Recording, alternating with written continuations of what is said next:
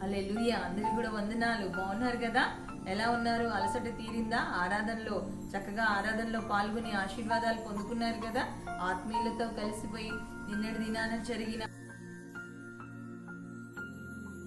మరి ఆత్మీయులను మరి కోల్పోయిన వారితో పరామర్శించి మరి ఆత్మీయుల సమాధుల దగ్గరికి వెళ్ళి మరి ఎంతగానో మీరు దర్శించారని మేము నమ్ముతున్నాము.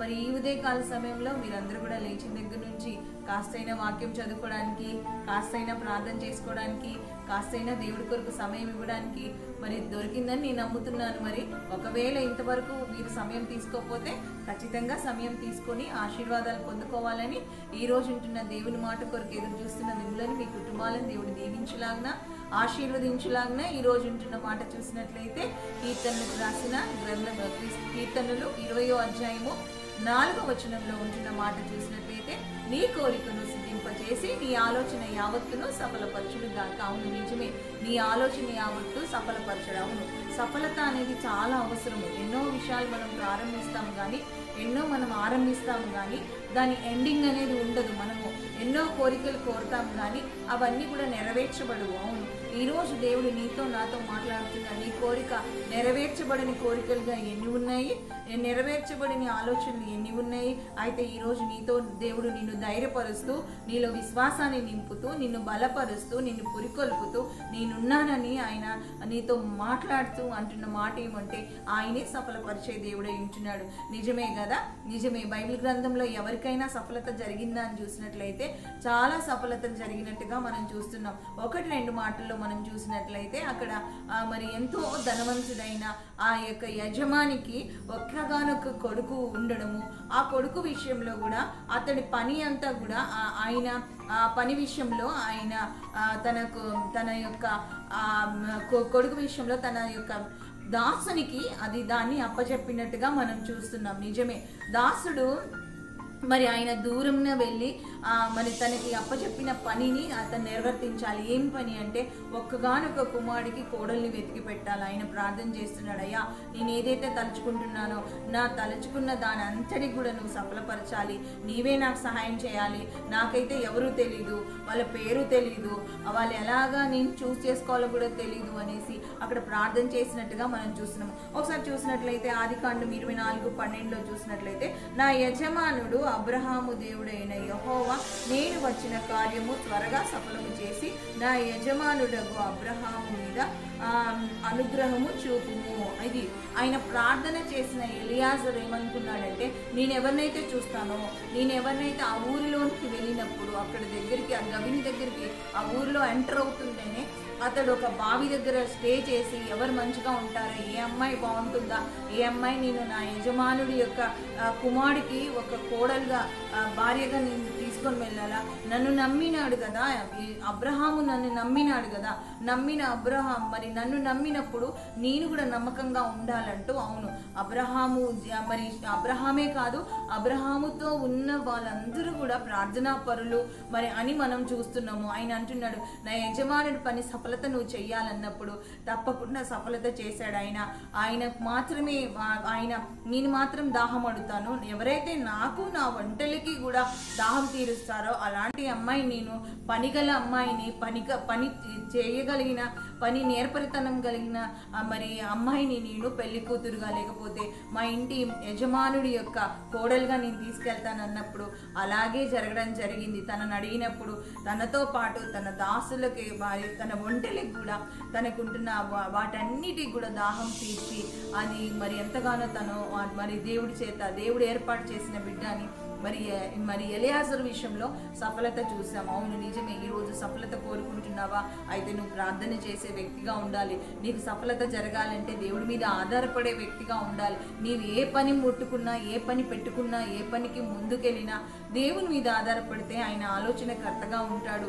ఆయనే సమస్తాన్ని మరి సఫలపరిచే దేవుడై ఉంటున్నాడు ఆయన. అందుకని అంటున్నాడు, నీ కోరిక సిద్ధింపజేసే దేవుడై ఉంటున్నాడు. నీ ఆలోచనలన్నీ కూడా యావత్తును కూడా ఆయన సఫలపరిచే దేవుడు ఉంటున్నాడు. సఫలత నువ్వు పొందుకోవాలి.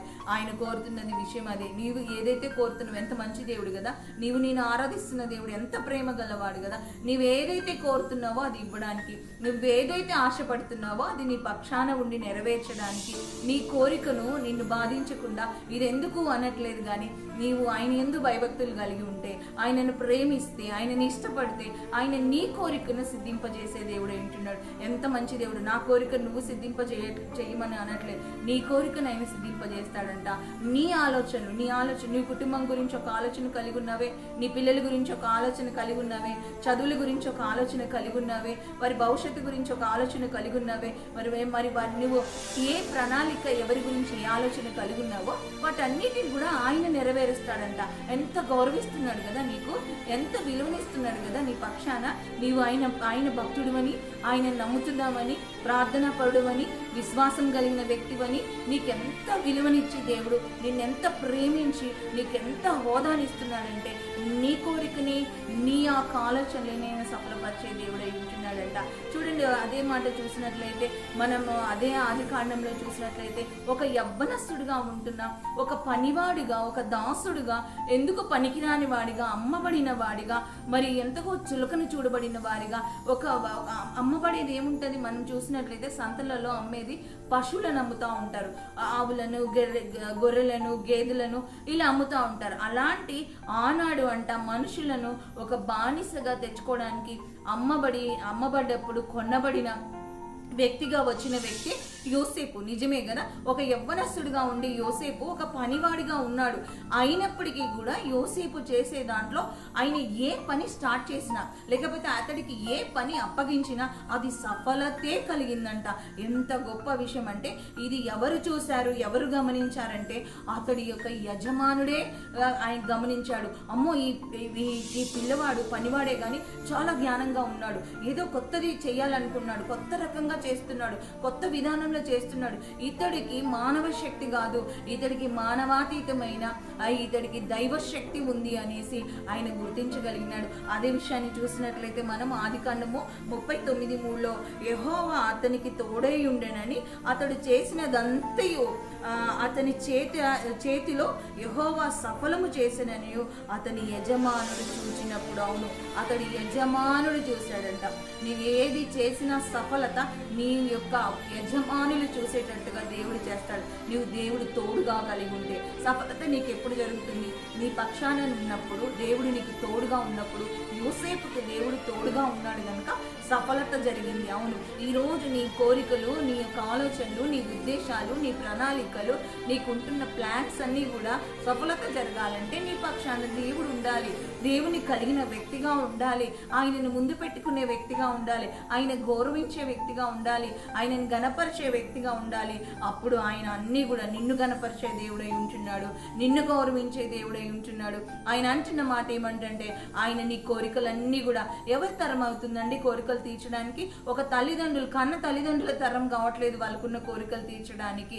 అవును, కోరిక తీర్చడానికి మనకి ఎన్నో కోరికలు ఉంటాయి, అవి తీర్చుకోవడానికి మన ధనం సరిపోవట్లేదు, ఆ కోరిక తీర్చుకోవడానికి మన జ్ఞానం సరిపోవట్లేదు, ఆ కోరిక తీర్చుకోవడానికి మన బలం సరిపోవట్లేదు. కానీ దేవుడు నీ పక్షాన అంటున్న మాట ఏమంటే, నీ కోరిక యావత్తును. అవును, ఈరోజు మరి దేవుడు నీ కొరకు మరి ఏ ప్రణాళిక, నీవే ప్రణాళిక కలిగి ఉన్నావో, ఆయన నమ్మిన బిడ్డగా ఎన్ని ఆలోచనలు అయితే కలిగి ఉన్నావో వాటన్నిటిని కూడా ఆయన నెరవేర్చే దేవుడు కనుక ఈ రోజు ఉంటున్న ప్రయాణంలో దేవుడు తోడుగా ఉండలాగున, పనులలో తోడుగా ఉండలాగున, స్కూల్స్లో, కాలేజెస్లో అన్నిట్లలో మరి దేవుడు తోడుగా ఉండలాగున, ఏదైతే మీరు ముందు పెట్టుకున్నారో అన్నిట్లో, ఉద్యోగ వ్యాపారంలో దేవుడు తోడుగా ఉండాలని ప్రియ చెల్లి, తమ్ముడు, అక్క చెల్లి, మరి ఈ రోజు ఉంటున్న మాటను బట్టి దేవుడు నీతో మాట్లాడినట్లయితే మనందరూ కూడా ముందుకు వస్తూ మనల్ని, మన కుటుంబాలను దేవుడు దీవించులాగున, ఈ దినచర్య అంతట్లో దేవుడు తోడుగా ఉండలాగున, ఏ పాపంలో శాపంలో పట్టుకోకుండా కాపాడులాగున, మనం అందరం కూడా చిన్న ప్రార్థనతో గొప్ప దేవుడు పాదాలు పట్టుకుంటూ దేవుడి నామాన్ని మహిమ పరుస్తూ మనమందరం కూడా మరి దేవుడి నామాన్ని మహిమ మహిమపరుస్తూ చిన్న ప్రార్థన చేసుకొని దినచర్యను